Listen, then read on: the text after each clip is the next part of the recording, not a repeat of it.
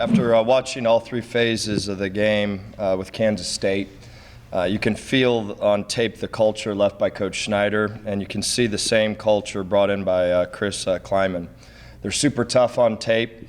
They play relentless on all three phases. The thing that's most impressive, I think, about them is they're tremendous technicians. We're going to have to be 100% on point to do what we need to do to go in there and compete and try to come out with a victory. But I think they really play extremely good team football. I'm hoping in my time here that I can get up and compliment staff, and I hope someday someone can compliment our program about how relentless they play, what great technicians they are, because this organization that Coach Schneider left and then Chris obviously took over as a tough, relentless, technician, sound football team. So we've got our hands full, but we're going to every day, single day, work to become better technicians, play relentless, and with that being said, I'll take any questions. You've been on your team for a while, telling them every detail is going to matter in some of these games.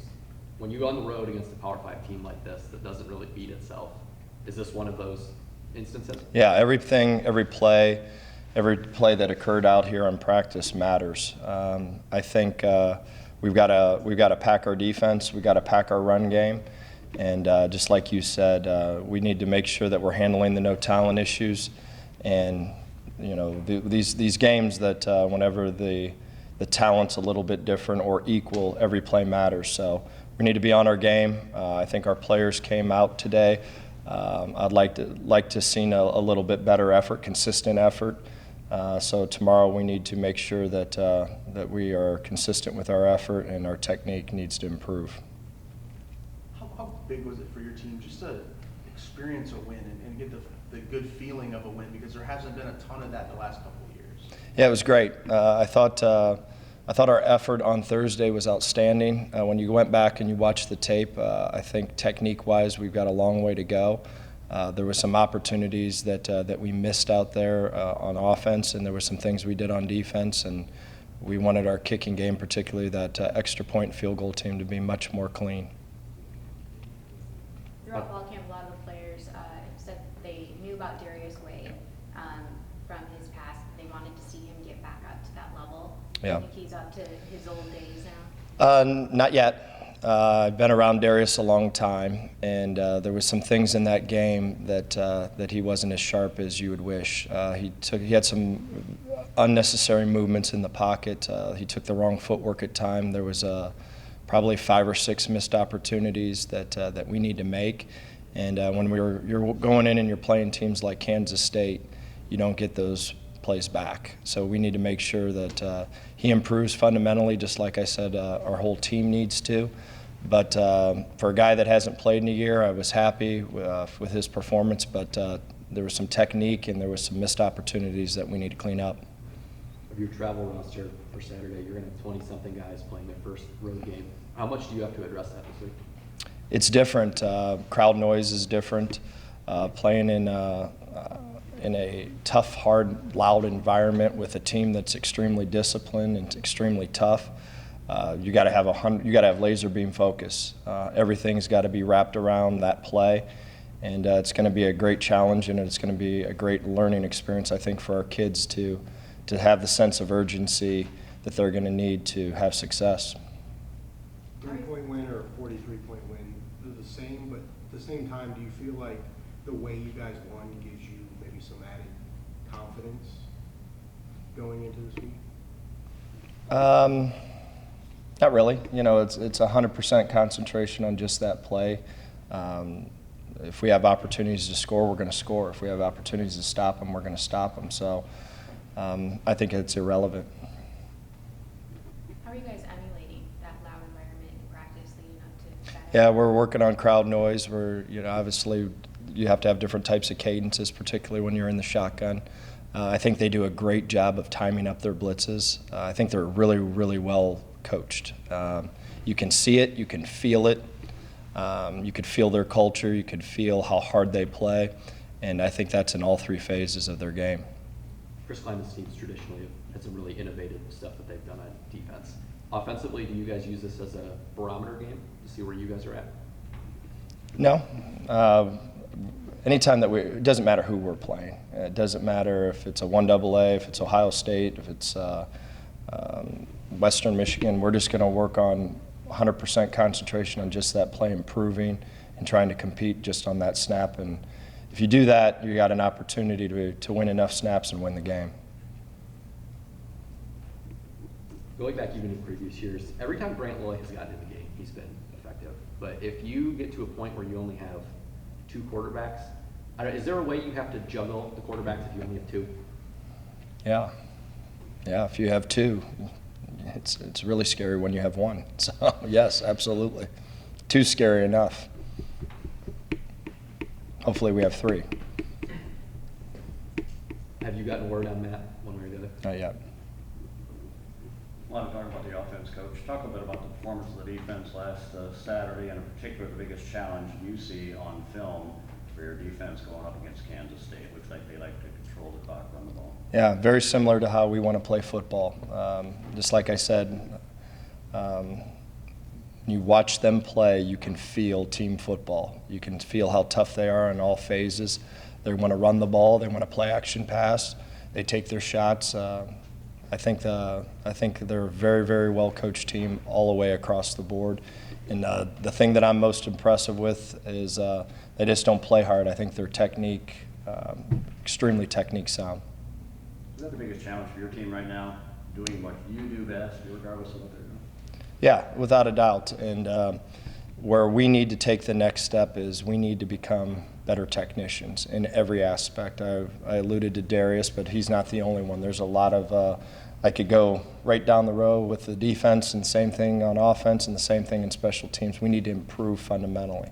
And if we improve fundamentally, it gives you a chance. You know, your technique is always going to bring you home.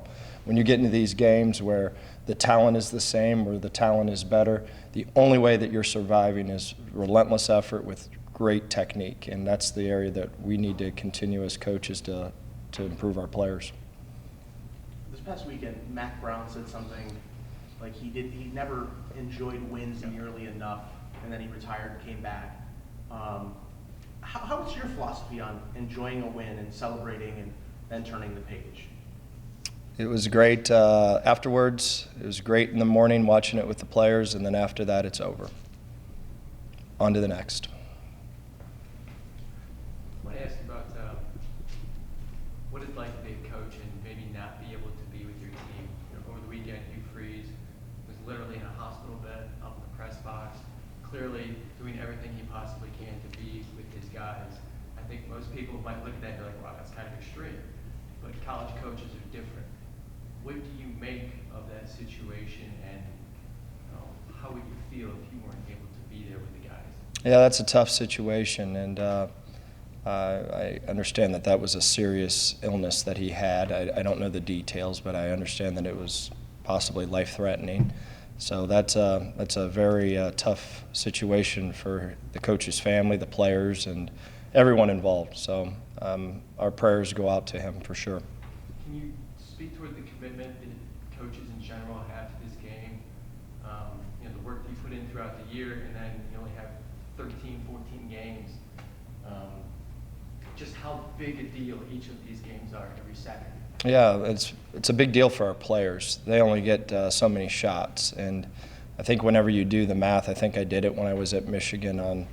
If you really just take down the allotted playing time on a particular side of the ball, I think it's like 38 minutes your total playing time is on a particular side of the ball. It's just crazy. So you do 365 days a year for 12 shots and 38 minutes. So I think all the commitment and everything, coaches, that's what we do. But, to get players to make it a 365-day year-round deal and understand that the team's more important than them, I think that's what college football, that's why college football is special. For your offensive line, you had a handful of guys playing new positions, some guys playing for the first time. How did you feel that 5 did in your first game?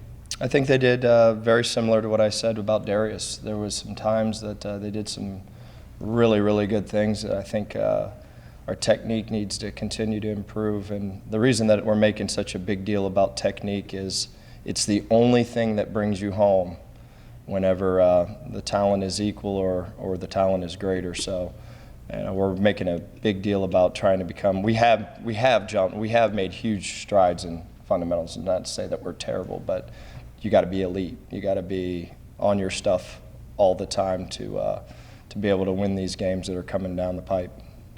I think you guys had 7 or 8 penalties in the opener. Obviously won't get any easier this week with the environment. So kind of what have you guys done specifically to correct some of those issues and fix those no talent issues? Yeah, I got to stay out of the way, not get run over by an official. That starts there. We had a unsportsmanlike conduct penalty that we don't want to have. We should have had 15 extra yards, but we didn't keep our composure. And then obviously I got in the way. So I thought for the first game, I thought it was good, but we want to continue to make sure that we're not shooting ourselves in the foot. It's hard to call in plays whenever it's 2nd and 15. So we got to stay on schedule. Did you spend extra time this week, Coach, on special teams? Because I think that was an area you mentioned some concern.